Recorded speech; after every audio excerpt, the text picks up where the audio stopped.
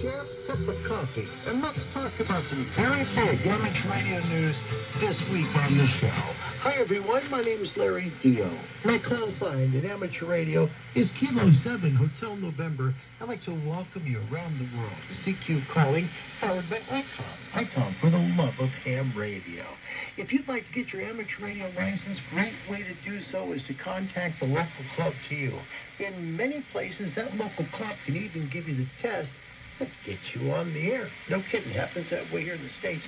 And if you're outside the States, the ARRL can find a local club for you to contact wherever you live, too. They have a worldwide directory of amateur radio clubs.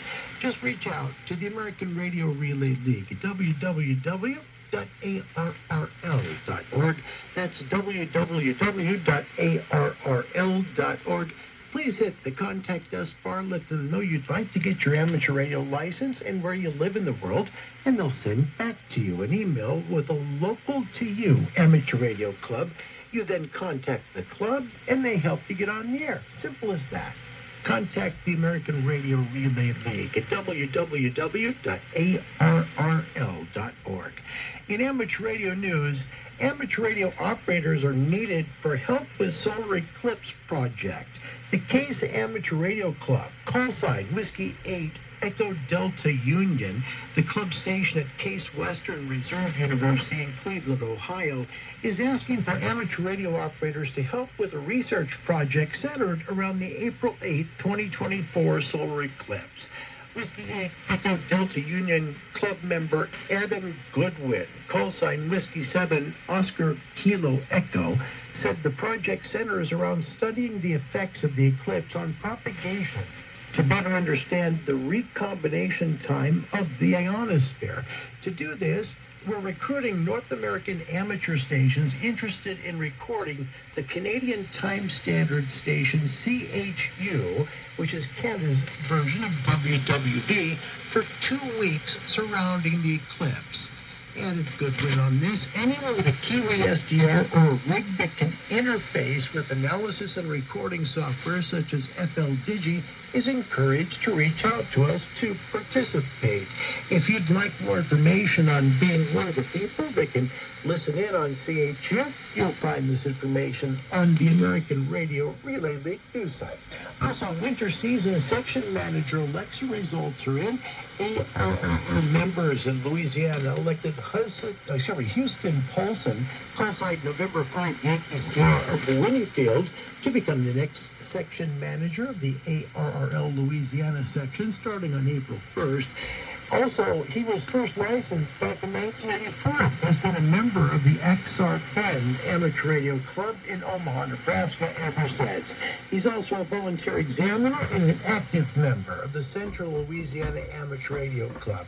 Congratulations to Houston Paulson, call sign November 5 Yankee Sierra. That truly is the backbone of amateur radio. I have some big news coming from Europe, but first, a word from ICOM about an amazing transceiver, the ICOM IC7610. Keep your competitive contesting edge with ICOM. The ICOM IC7610 is the software-defined radio every ham wants. Faint signals are no longer a challenge for DXers and contesters. The high-performance RMDR can pick out the faintest of signals, even in the presence of stronger adjacent signals. This direct sampling software-defined radio has changed the world's definition of an SDR transceiver. It has RF direct sampling system, 110 dB RMDR, an independent dual receiver, dual digicell, and much more. The ICOM IC7610, for the love of ham radio. In news from Great Britain, the results are in, and the largest change in amateur radio to United Kingdom amateurs since World War II are now in effect. Ofcom consultation decisions have been announced. Following its consultation on the amateur radio licensing framework in the UK, revised license conditions became effective on Wednesday, 21st of February. The changes to license conditions include the optional use of regional secondary locators, increased transmitter power levels, that's a huge increase for them as well, and provide greater opportunity to bring newcomers into amateur radio. There are approximately 100,000 amateur radio licenses issued by Ofcom in the UK.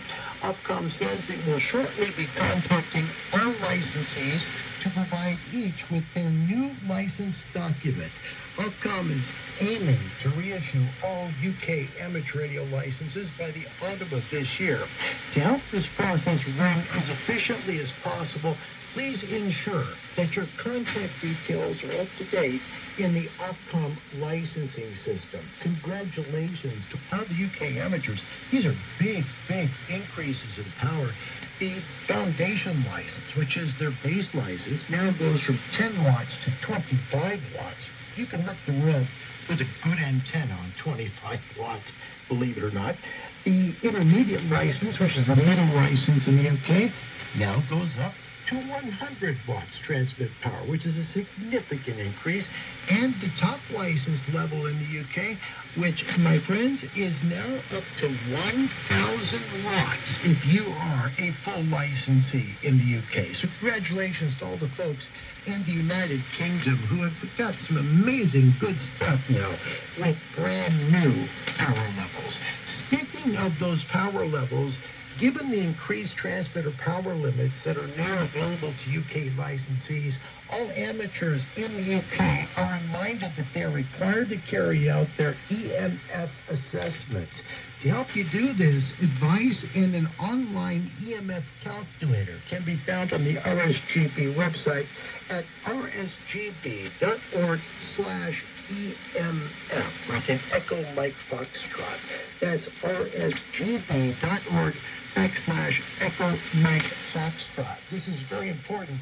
As you increase frequency, you decrease the amount of space you can be from that transmitting antenna to have some EMF issues from it. So, again, with the big transmitter power increases, make sure you've done your EMF assessment. Very, very important. Also,